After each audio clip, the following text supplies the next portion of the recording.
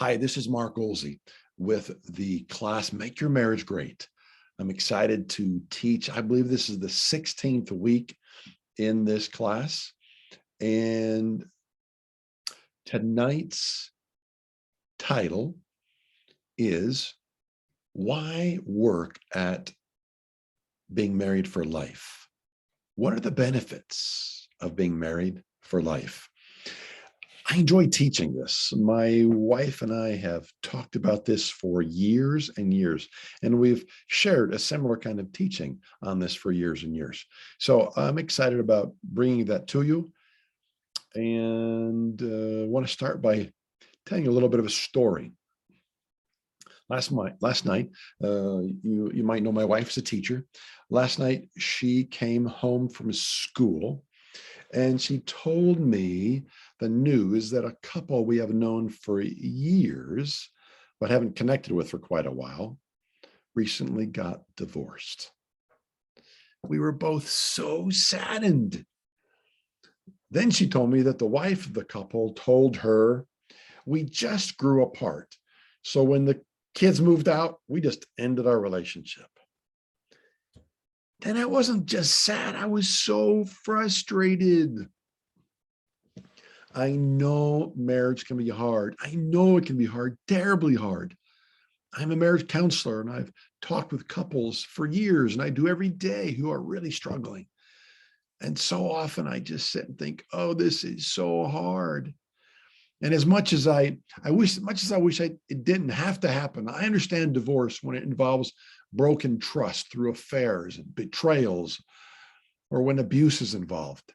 It still grieves me, as I know that's not at all how it's supposed to work. But when couples divorce because they have fallen out of love, they tell me, or they just grew apart, I want to say, stop. Don't take another step towards divorce. Instead, let's look at why you no longer feel in love, or why you've grown apart. And let's do the work to change the trajectory to something good, and all the while grow through the experience. Zarin and I have been married 40 years. We've worked hard at building our marriage, and we have had those times when we didn't feel the love and we felt distant and disconnected. And we knew we each had work to do, much needed work to do, to get where we wanted to be and believed we could be. And it's taken time, money, focus, energy, commitment, vulnerability, and more. But I want to say it's been extremely worth it. And oh, how much I want to encourage you to do the work, whatever it takes. It's so worth it if you do.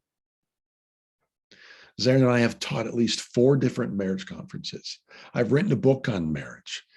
In the PLEDGEtalk learning community, I have created 8 different courses that can help you experience a great marriage.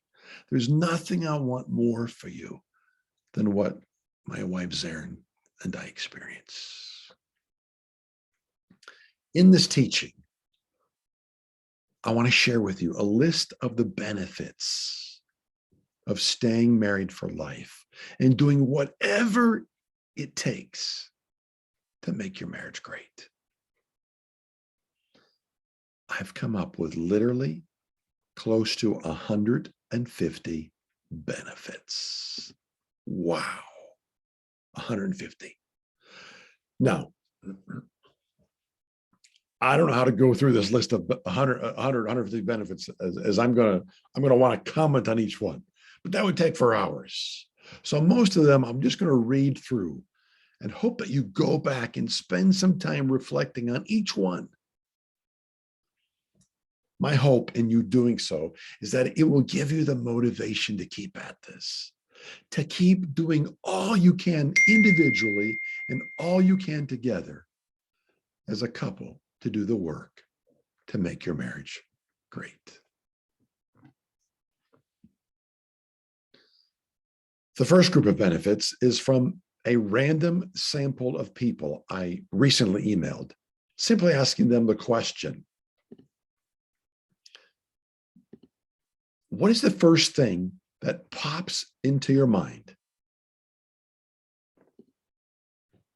as a benefit for staying married for life? What is the first thing that pops into your mind as a benefit for staying married for life? Here are their answers exactly as they emailed them to me. The first one was security. Yeah.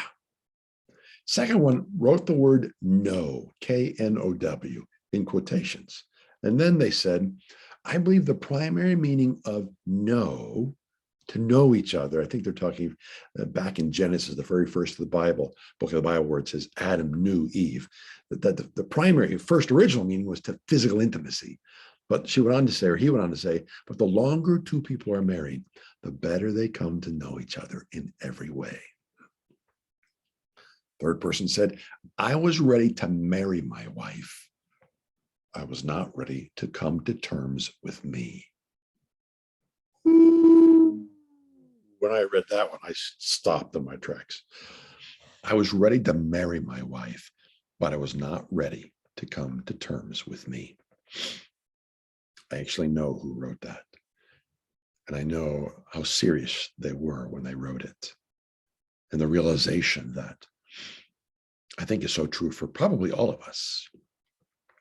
We didn't know what it would require of us when we were at the altar, committed our life to the woman or the man in front of us. We didn't know what it would require of us, how much growth it would take for me to love Zarin well and for Zarin to love me well.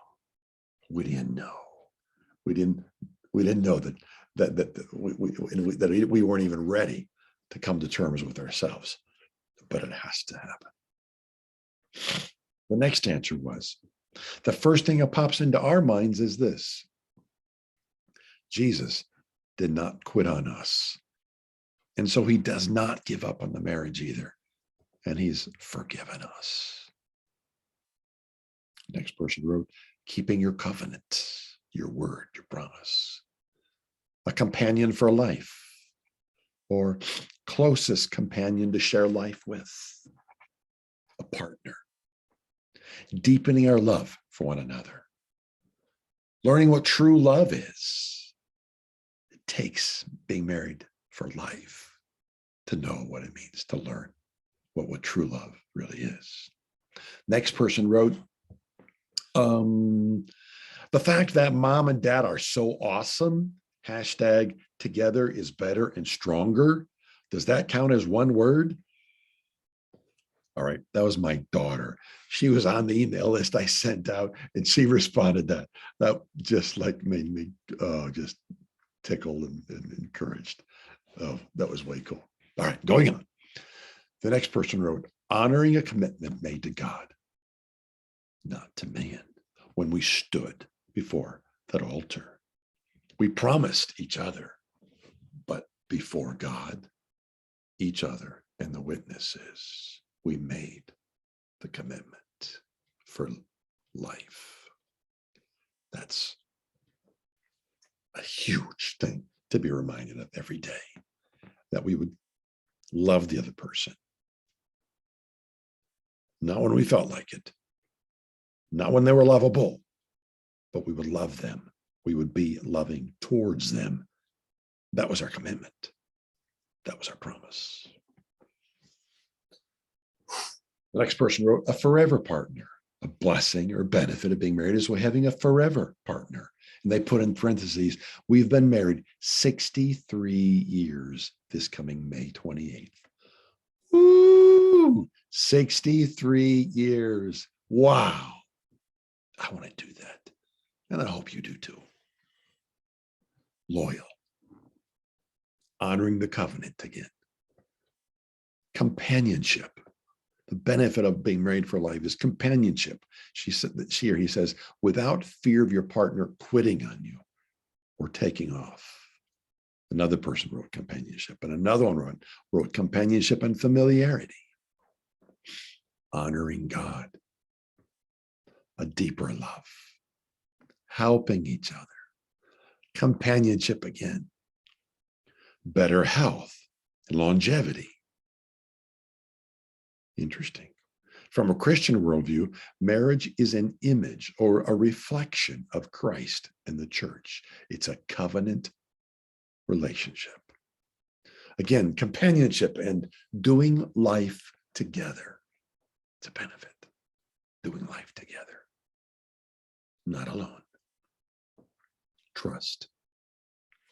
It's a picture of God's eternal, unconditional love. Security and familiarity. The honor of keeping your covenant with God, but also building so many memories and relationships together by going on lots of adventures. Wow, I think about how many relationships that Zarin and I know together. I'm not sure if we don't maybe even know into the hundreds of relationships together. And if we were to split, wow, it would affect all those relationships and more, and it'd be awkward around all of them. But we don't have to worry about that because we're going to stay married for life. Next person wrote, if someone stayed married for life, they wouldn't need to retell their story, their life story, because they already know it. Next person wrote, the two become one flesh. Marriage, they said, is the only one flesh, not your kids, not your parents, not your siblings. So enjoy and make it count, because when one dies, it's like ripping your leg off. I know, because I've lost my sweetie. That was hard. Ooh. I'm grateful for the person who wrote that in. I know who that was as well. No more looking. Somebody then wrote in, partner in love crime to pull the most unconditional love heist ever. There's a writer. That's awesome. Next one was the opportunity to build a deep connection with another. Then someone said co-regulation. Co-regulation, meaning helping each other to learn how to regulate our emotions, our emotional state, and come back to a healthy place. And I thought, oh my word, so true. My wife comes home and I have someone to talk to and talk about whether I'm up or down or angry or happy. And she does the same. We get to share together and talk together and help bring each other back to a place of peace and calm and health, emotionally, relationally. Oh, what a blessing and benefit that is. And then the last person wrote companionship again. And here are the rest of the benefits then that Zarin and I have come up with over the years that we've been thinking about. First, in the areas of relationship, there's friendship. John Gottman, again, one of the greatest researchers of successful marriages in our country, probably the greatest research in successful marriages in the world, says it comes down to one idea. If you want to have a successful marriage, or the greatest indicator you will have a successful marriage is having friendship.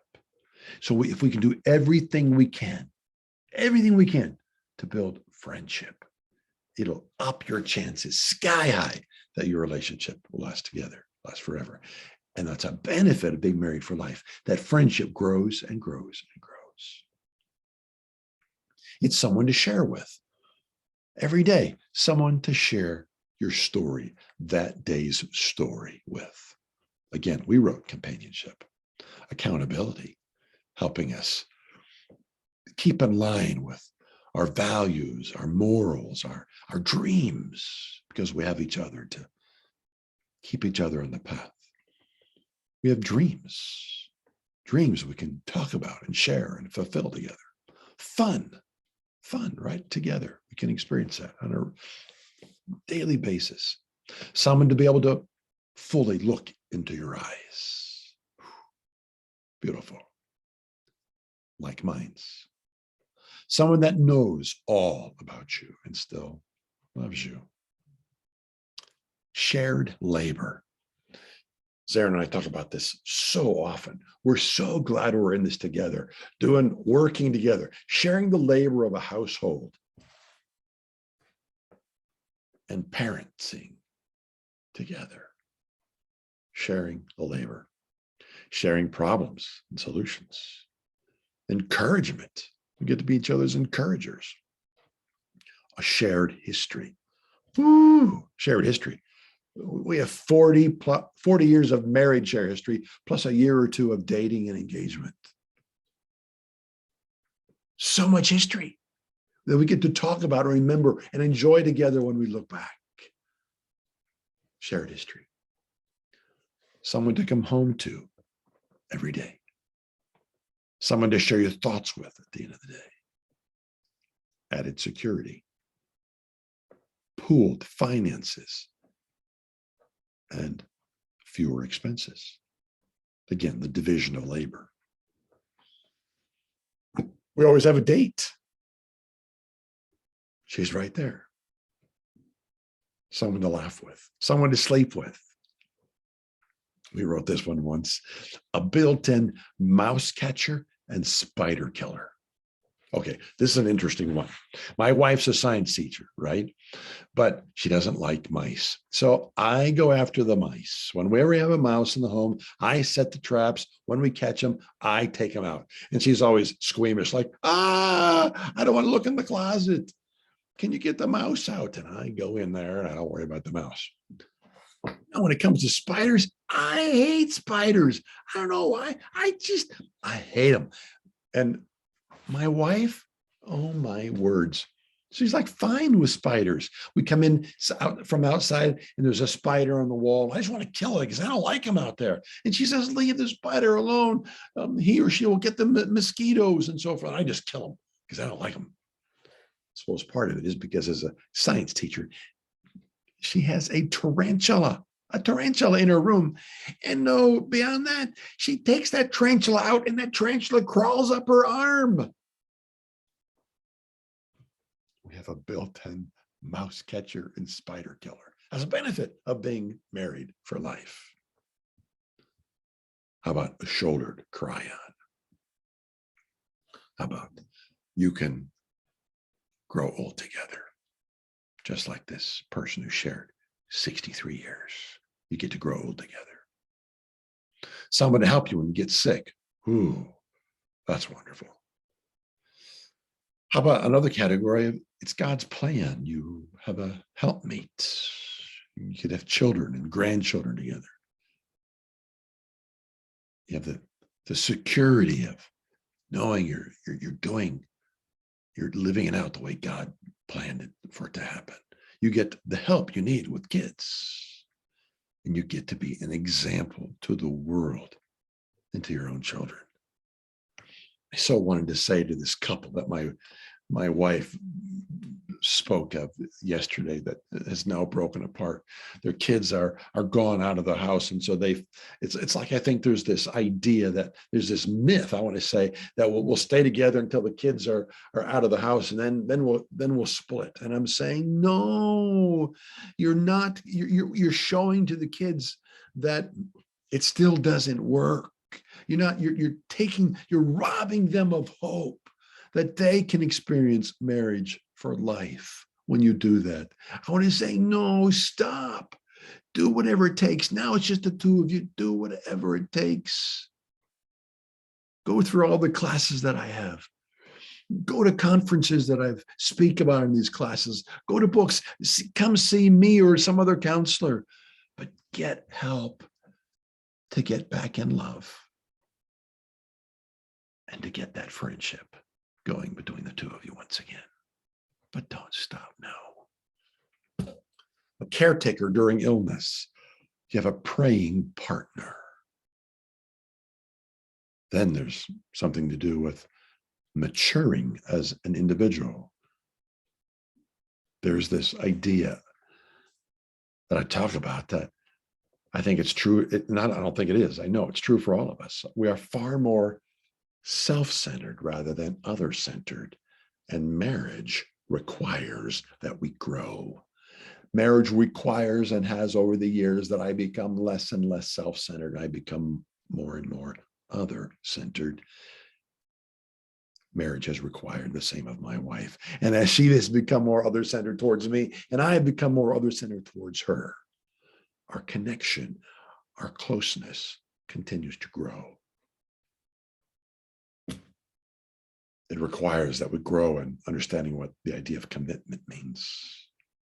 It requires that we learn how to do our financial life together, that we grow old together.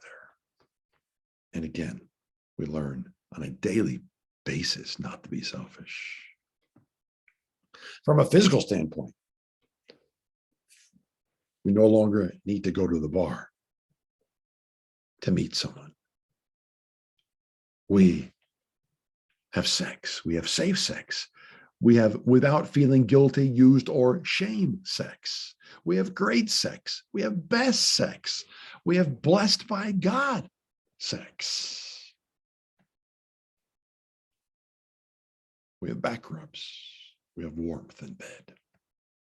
We have someone to hold hands with, to put our arm around, to hold. Now, I know with these benefits as in all, I know everybody listening, some of you are saying, we're not having great sex, best sex. Some of you are likely saying we're not even having any sex. I know. All I'm saying is the potential is there in your marriage to the degree you do the work that it takes to have that friendship and the kind of love that hopefully you once had and can have again. How about under the category of what do children say? I once asked my children why they considered it worth it to have us, their parents, do whatever it takes to strengthen our marriage and avoid divorce. This is what my kids said. First thing one of them said was, we're not going to have to live in a car.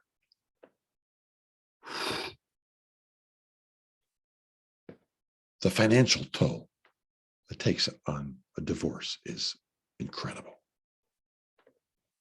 One of them said security. We have security, so much security because we know you'll never split up.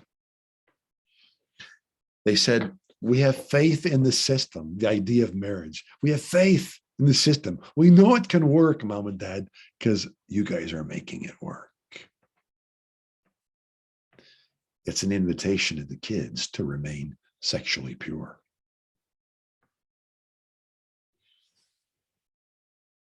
I could say a lot of that. I believe in that. There's so much out there that indicates the importance of that. Sons will grow up under the influence of their father. Daughters will have their emotional tank full from their father's love and not seek to find it elsewhere. They continue, they said, we have stability in our lives and in our home because you guys are staying together. One of them said, also, parents get an extra day to celebrate each other, our anniversary. And then they said, you have a hand holder and a dance partner. Oh, that's beautiful. One said, you always have a Valentine. And then finally one said, and there's always someone to carry in the Christmas tree. Oh dear, I just smiled and laughed. We've done that for many, many years, gone out and got a Christmas tree. And I carried it in the house. Well, then there's marriage stats. Marriage gives couples enormous benefits and the special advantages over their unmarried counterparts. Studies conducted all over the world prove that married people tend to be healthier, live longer, have more wealth and economic assets, and enjoy more satisfying sexual relationships than single or cohabiting individuals. A book titled The Case for Marriage lays out an impressive argument for the advantages of marriage. And among the many benefits offered by matrimony, they said things like married men earn more, work more, and attend church more often. Ooh. They also frequent bars and taverns less. A survey of 18,000 adults, 18,000 in 17 industrialized nations, found that married persons have a significantly higher level of happiness than unmarried adults. I remember reading another stat somewhere that the percentage is like really high for those who've had their tough times, but they've stuck it out and worked through the difficulties for 2-3 years, however many years it took. And when they finally worked it out, the next 1, 2, 3 years got to the point where they were so glad they did the work to push through. And on the flip side, I've talked with so many couples who said, I wished I had stuck it out with my first marriage rather than gone on to someone else and found similar difficulties there again. Back to some stats. Suffering from any psychiatric disorder over a lifetime is significantly lower for those in a legal marriage. The absence of marriage is a greater factor in explaining crime rates in poverty than is race. The absence of marriage, it's a greater factor in explaining crime rates. One random sample of more than 8,600 adults revealed that married persons suffer less from loneliness than do others. The study found that only 4.6% of married individuals felt lonely, as opposed to 14.5% of never married, 20% of divorced, and 20.6% of those widowed, and 30% of individuals who were separated. So like 5 to 7 times greater with individuals who are separated or married or divorced, I mean. Again, as I close, I know that for all of these benefits to be experienced, at least to their fullest, it takes 2 people who are willing to do the work necessary to have a great marriage. So I want to say this, for all of you watching or reading this, I don't know where you're at in your marriage, but I plead with you, take some time, however much time you need, to let all the above soak in. Read that list again and again and again, and let it soak in until you finally can recommit to doing whatever it takes to make your marriage great. Next week, I should say next class, 2 weeks from now, I'm going to talk about hope. How can we increase our hope so that it motivates us to keep doing the needed work in our marriages?